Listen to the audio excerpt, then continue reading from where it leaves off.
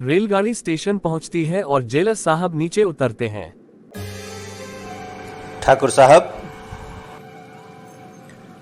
मैं रामलाल हूँ। जेलर साहब, ठाकुर साहब हवेली पे हैं।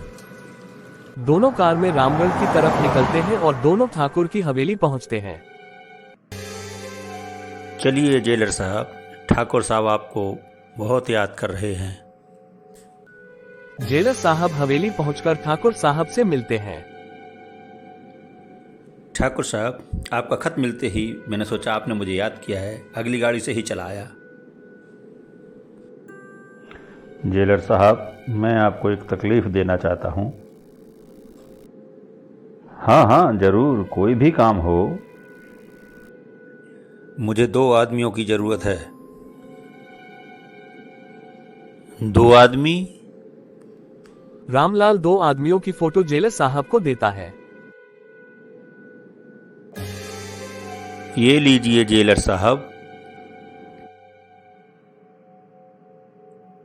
इन्हें पहचानते हैं आप? ठाकुर साहब, शायद ही कोई ऐसी जेल हो जिसमें ये दोनों ना गए हों। दोनों के दोनों पक्के बदमाश, 1 नंबर के चोर, छटे हुए गुंडे हैं। जानता हूं, लेकिन काम कुछ ऐसा है कि मुझे ऐसे ही आदमियों की जरूरत है। ठाकुर साहब, मैं ये तो नहीं जानता हूं कि आपको क्या काम है, पर इतना जरूर जानता हूं कि ये दोनों किसी काम के नहीं हैं। नहीं जेलर साहब, अगर एक तरफ इनमें ये सभी खामियां हैं तो दूसरी तरफ उनमें कुछ खूबियां भी हैं। खोटा सिक्का तो दोनों ही तरफ से खोटा होता है ठाकुर साहब। वीर और जय एक कार की चोरी करते हैं और दोनों गाना गाते हुए जाते हैं। ये दोस्ती हम नहीं तोड़ेंगे, तोड़ेंगे दम मगर तेरा साथ ना छोड़ेंगे।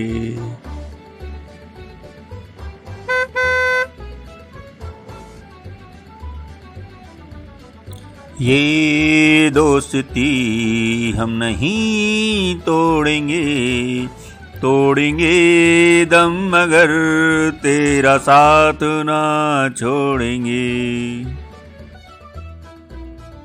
सूरमा भोपाली अपनी दुकान में एक आदमी को शक्कर बेच रहा है। क्या सूरमा भोपाली, तुम तो और भी कम शक्कर देते हो। अरे मियाँ, कम ना करूं तो क्या भरूं शक्कर? देखो तो तराजू टेढ़ा हुआ जा रहा है और तुम कहते हो कि शक्कर ना निकालूं।